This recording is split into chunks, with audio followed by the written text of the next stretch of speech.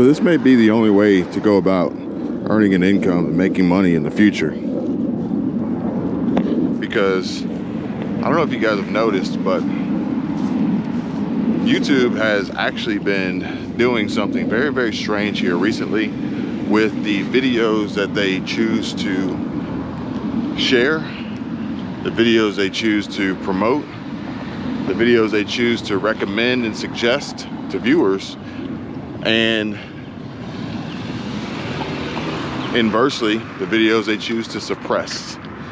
Welcome to the channel. My name is Kevin, K-E-V-I-N, in all caps. If you're here for the first time, welcome. And I'm very glad you found this channel and this video. If you're a returning subscriber, thank you again for your continued support. Today I'm actually shooting on my GoPro Hero 11 Black. My video settings are 1080p linear without the horizon lock. If anybody is curious, especially if anybody out there is interested in beginning to create and become a creator on YouTube for the benefits that it does offer. But with that, we must discuss some of the drawbacks and downsides. I don't know what this is. It's Blue Cross Blue Shield Solutions. So folks, as I was saying, YouTube, I've noticed as I've been doing my research to keep you guys informed and educated as best possible, as best as I can, with possibly some types of content and ideas and strategies and tips, warnings and heads up outside of the norm. And it's actually ironic what's happening on the platform that I notice, other creators notice, and viewers notice as they leave comments on videos stating such, even if they don't even realize that they're doing it. But regardless, it's happening. And it's, in my opinion, very, very strange that it's happening at this time, as we're seeing massive changes in business, layoffs, some good news with the Fed only moving forward with the most recent interest rate hike of 25 basis points. But I think that there's a bigger picture at hand here, and it has a lot to do with Jerome Powell, Federal Reserve Chair Jerome Powell's initial statement, initial prediction, his agenda, which was to reduce balance sheets, shrink the economy, ultimately resulting in job loss and layoffs and unemployment. As he says, is, you know, the path to lowering inflation. I'll let you guys comment down below on your opinions of that. But I also want you guys to think about the videos that you have seen here recently, and maybe some of the videos you haven't seen here recently. Now, as a creator, I pay a lot of attention to the algorithm, to the trends, my own data, so that I can stay in the know, so that I can improve, and so that I can continue to hopefully help you all as best I can.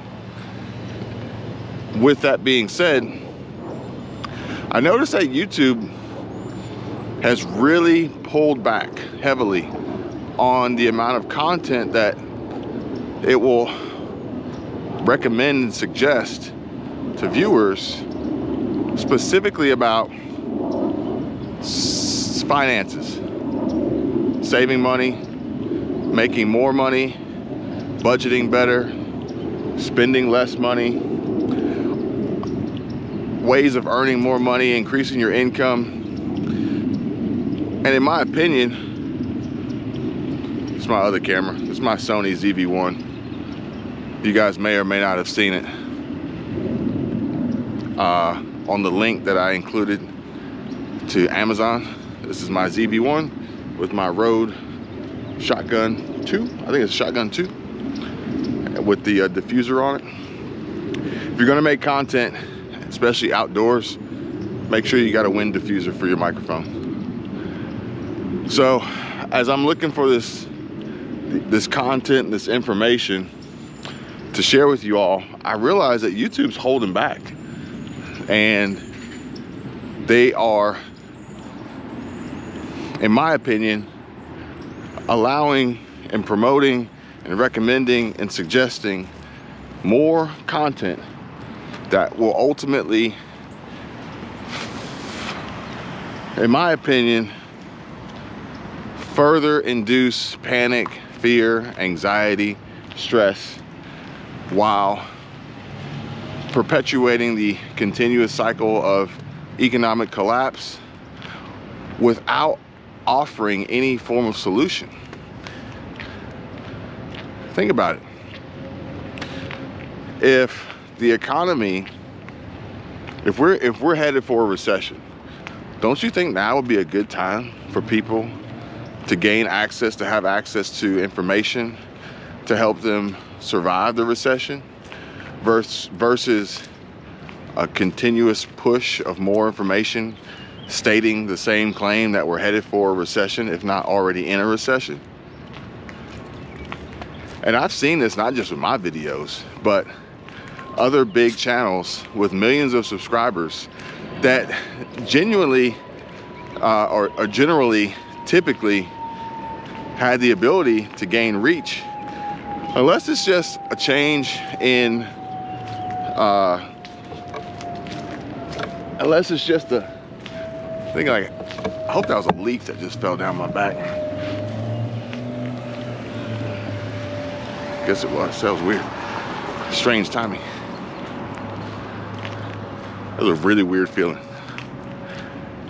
But it's like these channels that would typically have the ability to get lots of views because of the information that they provide to help people improve their financial situation, they're getting, like, I'm talking about a channel with almost 2 million subscribers makes a video explaining how to make more money during a recession, and it gets 20,000 views. It gets 20,000 views. And then you see a video right after it that says how the recession is going to wipe you out, and it gets 600,000 views in a shorter time frame. Does that not seem odd to you guys? Seems strange to me. So I think that this is a telling sign of what is happening and what is likely to come, and hopefully what people are preparing for. Because the question continuously gets asked, Kevin, if these companies are trying to eliminate so many workers, if they're laying them off, if companies are laying people off by the thousands, by tens of thousands, and CEOs like Doug McMillon and mega corporations and retailers like Walmart are looking to replace workers with robots and AI, who is going to buy their products, and how are they going to buy them? It's a very good question. And I don't necessarily have the answer, but I do have some ideas and theories on the subject. So we can talk about that. But think about it like this. If you are, let's just say, Walmart CEO, and you make nearly $26 million in total compensation annually. And you see the writing on the wall as far as the direction that our economy is going. Would you really care about the future of society, or would you only care about yourself? Because I don't think it even comes down to that. I think it comes down to how much money can I make? How much can I sell this business for? How quickly can I get that done? Because odds are, if I was able to do that, I would be sitting on several hundreds of millions of dollars, and then it's somebody else's problem to deal with, not mine. So just comment, let me know what you think about that and what could possibly be coming, because I don't see Walmart really trying to engage the shoppers and the consumers. I see Walmart trying to limit their loss through theft, maintain steady growth through somewhat normal business revenue growth percentages, because it's like, if they were already losing,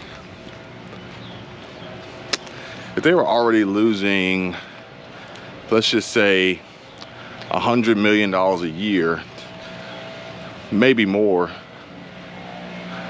I don't have the numbers in front of me, but let's just say they were losing $100 million. Let's say any business was losing $100 million a year in theft and loss, okay? They could look to increase their revenues above 100 million. Actually, I take that back. They have to increase their revenues above the margin over 100 million, because they'd have to make the profit on the sales, on the revenue, to counter the loss. So they could do that, which would probably, let's just say they need to increase their revenues by $1 billion. They can increase their revenues by $1 billion, net a 10% net margin. There's your 100 million. So you could increase your sales by $1 billion to offset the $100 million loss, or you could eliminate the $100 million loss. Which one's easier? Easy answer, right? So how does a company like Walmart accomplish that? Well, they do that in a variety of ways, and some of that includes just reducing how many people can be in the store and their vulnerability by moving to online e-commerce, shopping, authorized memberships and appointments only through Walmart Spark and things like that. But that's cool. That may not necessarily produce the growth, which is going to matter most to shareholders and investors. So they got to make money somewhere else. And this is where Walmart Health comes in. This is where that diversity plan I was telling you about comes into play. So they're going to diversify their income and income producing opportunities, and these are not going to include high risk of theft opportunities. But more importantly will be a diversification move that doesn't even involve consumers. We're talking B2B here, business to business. And this is where you'll see Walmart selling their tech, selling their services to other businesses and other companies. I've got another video I'm putting together for you guys to show you exactly how this is going to work and how you can use it to your advantage to build your business and make some pretty good revenues and good margin by leveraging somebody else's R&D. But you got to act fast. You got to move quickly. Strike while the iron is hot. But it all makes sense, because I don't think the future is necessarily so much about offering an abundance of solutions for people like you and I, the average Joe, working class American citizens, taxpayers. I think it's more so about taking care of number one, numero uno, and putting as much money in your pocket as possible while you can, and then letting the chips fall where they may. Doesn't bother you much, because, you know, with a net worth of what I can only imagine CEO Doug McMillon would have, and other major company CEOs would have, by the time this all shakes out, inflation won't matter. And odds are they're going to be tied in with businesses and opportunities that allow them to receive the resources that they need at minimal, if not zero cost. Just a guess. Just my speculation on what I see happening, and perhaps maybe trying to formulate some kind of solution that I could offer as a response and an answer to the questions that I get asked. And I think what it really boils down to is you're gonna have to work very hard or work forever, if not working to build a sustainable lifestyle of earning, being frugal, perhaps maybe even minimalistic, budgeting very little, if any, debt, and saving and investing. Because without those key components, the future is going to be very, very grim and very difficult to manage and maintain a moderate survival rate, excuse me, and keep your head above water. That's just my opinion, my suggestion. But I think it's pretty clear, based on the push, just from my opinion, of the way I see the YouTube algorithm almost edging a large portion of viewership towards a cliff that they don't even know is there, but they continuously get fed and recommended and suggested the content on a regular basis, more and more, on the homepage, on the up next, on the alerts on your smartphone of a notification that just went out. And I mean, I have proof. I can show you the analytics. I can show it to you. I won't show it to you on the platform because they're monitoring everything, but I can show it to you.